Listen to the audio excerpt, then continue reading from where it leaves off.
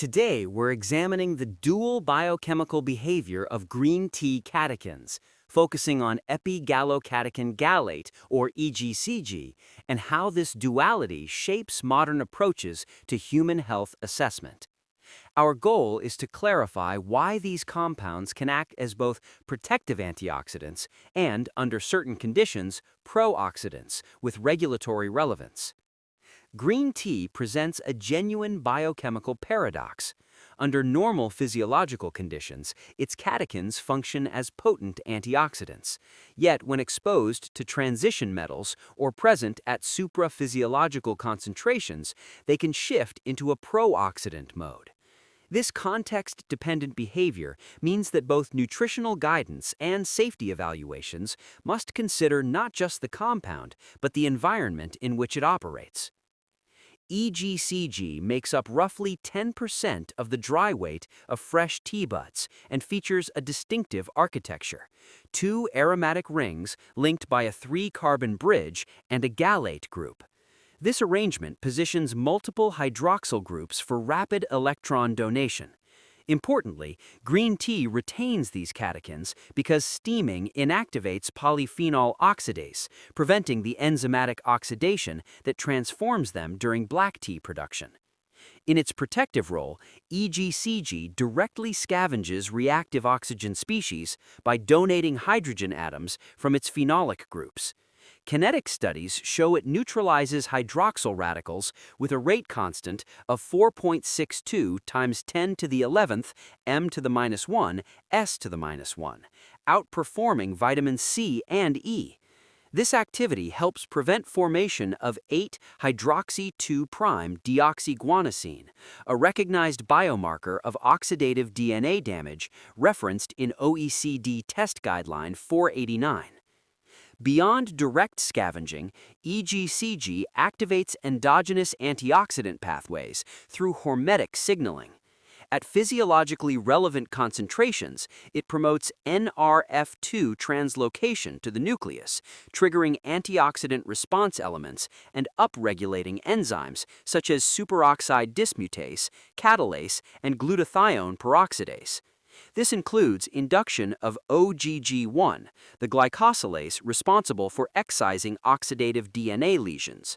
In vivo, moderate EGCG exposure has been associated with reduced micronuclei and DNA strand breaks, consistent with OECD Guideline 474.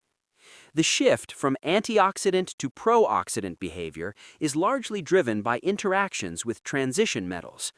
Acidic brewing conditions and prolonged steeping can leach metals such as aluminum and lead from soil or teaware into the infusion. These metals actively participate in redox reactions with catechins, creating exposure scenarios that risk assessors must consider when evaluating real-world consumption.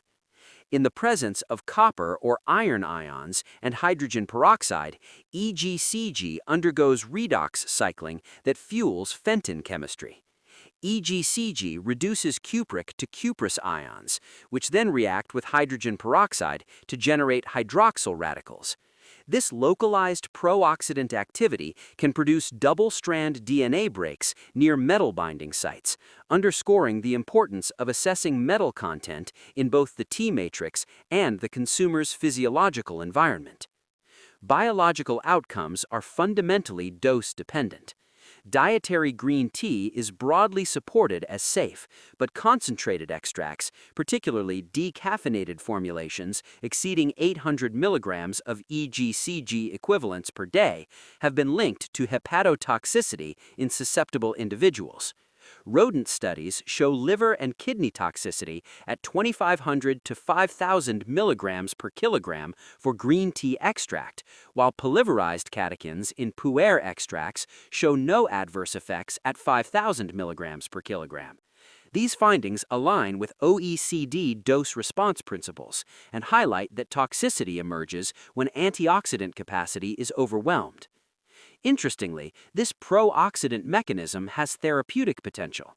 Many tumors accumulate higher copper levels than surrounding healthy tissue. EGCG can exploit this imbalance by catalyzing localized Fenton reactions within the tumor microenvironment, generating reactive oxygen species that exceed the cancer cell's limited antioxidant defenses. This selective oxidative pressure promotes apoptosis in malignant cells while sparing healthy tissue, a concept now being explored in controlled clinical research. Beyond catechins, fermented teas such as pu'er contain theobrownins, formed through microbial oxidation. These high molecular weight polymers influence lipid metabolism indirectly by modulating the gut microbiome. By suppressing bacteria that express bile salt hydrolase, they reduce bile acid deconjugation and drive hepatic cholesterol catabolism to replenish the bile acid pool. This microbiome-mediated mechanism is increasingly relevant in functional food assessments under OECD guidance. In summary, green tea catechins act as homeostatic modulators rather than unidirectional agents. Their biological impact depends on concentration, the presence of redox active metals, and the antioxidant capacity of the target tissue.